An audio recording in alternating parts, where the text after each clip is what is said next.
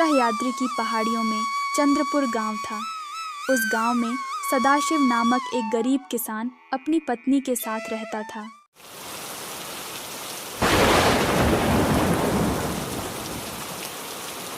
हे महादेव, अगर ऐसा हो गया कि पूरी रात तूफान और बारिश चलती रही तो मेरी पूरी फसल बर्बाद हो जाएगी।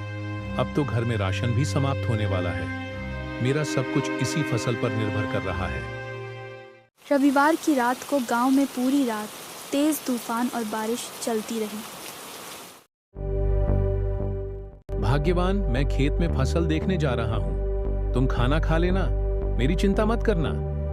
मेरा आज उपवास है। इतना कहकर सदाशिव अपने खेत की ओर निकल जाता है।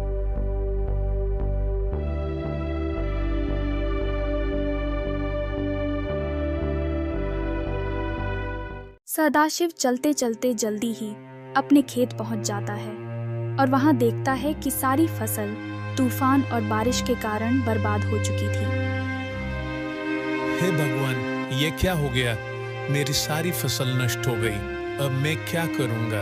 अपने परिवार को क्या खिलाऊंगा? सदाशिव बहुत देर तक खेत में रोता रहता है। तभी वहां से गांव के मुख्य पंडित हरिदास जा रहे थे। अरे, यह तो सदाशिव है। यह आज मंदिर भी नहीं आया और यहाँ पर बैठकर क्यों रो रहा है?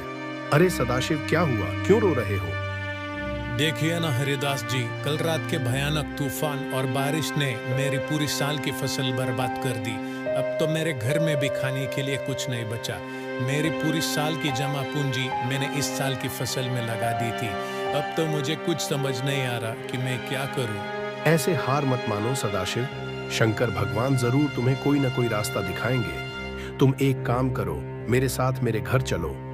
हम वहां जाकर इस समस्या का हल निकालते हैं। इतना कहकर हरिदास सदाशिव को अपने घर ले जाता है।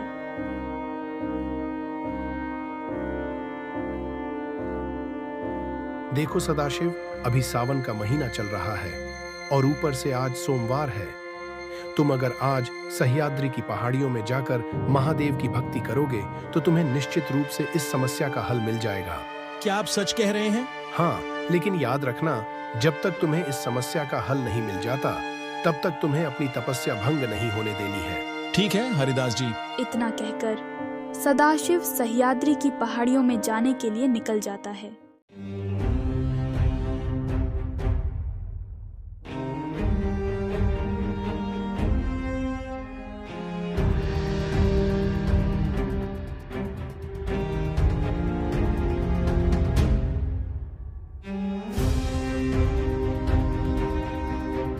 ओहो, कितनी देर हो गई।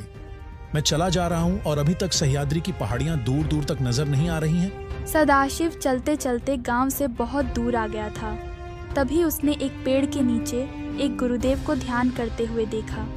सदाशिव उनके पास जाकर कहता है, गुरुदेव प्रणाम। कहाँ से आए हो पुत्र? गुरुदेव, मैं चंद्रपुर गांव से आया हूँ। मुझे सह्याद्री की पहाड़ियों में जाना है, लेकिन मैं कब से चला आ रहा हूँ और अभी तक उन पहाड़ियों तक नहीं पहुँच पाया। यह कोई साधारण पहाड़ी नहीं है पुत्र। इन पहाड़ियों में अब तक जो भी गया है वह कभी खाली हाथ नहीं लौटा। तुम जितना इन पहाड़ियों के करीब जाते जाओगे, ये पहाड़ियाँ उतना ही तुमसे दूर हो जाएंगी। क्या इसका मतलब है कि मैं कभी वहां नहीं पहुंच पाऊंगा? अरे नहीं नहीं पुत्र, अगर तुम्हारे दिल में ईश्वर के प्रति सच्ची भावना है और तुमने जीवन में कभी कोई बुरे कर्म नहीं किए हैं तो तुम अवश्य ही इन पहाड़ियों में पहुंच जाओगे। ये पहाड़ियां तो बस तुम्हारी परीक्षा ले रही हैं। धन्यवाद गुरुदेव, मैं चलता हूँ। इतना कहकर सदाशिव वहां से निकल जाता है और कुछ ही मीलों की दूरी पर वह पहाड़ियों में पहुंच जाता है। चलो, मैं इस पत्थर पर बैठकर भगवान भोलेनाथ का ध्यान करता हूँ।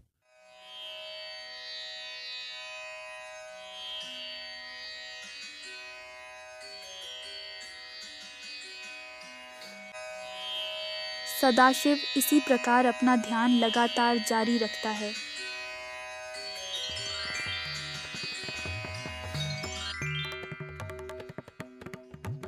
आंखें खोलो सदाशिव, मैं तुम्हारे सामने ही खड़ा हूँ। सदाशिव जैसे ही यह आवाज सुनता है तो वह अपनी आंखें खोलकर देखता है कि भगवान शंकर स्वयं उसके सामने प्रकट हुए थे। पुत्र सदाशिव, मैं तुम्हारी तपस्या से अत्यंत प्रसन्न हूँ। कहो पुत्र, तुम्हें क्या वरदान चाहिए? हे भगवान भोलेनाथ, आपके दर्शन मात्र से ही मैं धन्य हो गया हूँ। आपकी कृपा से ही मेरे पास सब कुछ है। बस भगवान इतनी सी कृपा कर देना कि मैं जो भी कर्म करूं उसका फल मुझे अवश्य मिले और मैं इसी तरह धर्म के रास्ते पर चलता रहूं और आपकी भक्ति करता रहूं। अवश्य पुत्र, तुम्हारी सारी मनोकामनाएं जरूर पूरी होंगी। इतना कहकर भगवान अदृश्य हो जाते हैं और सदाशिव वहां से खुशी खुशी चला जाता है।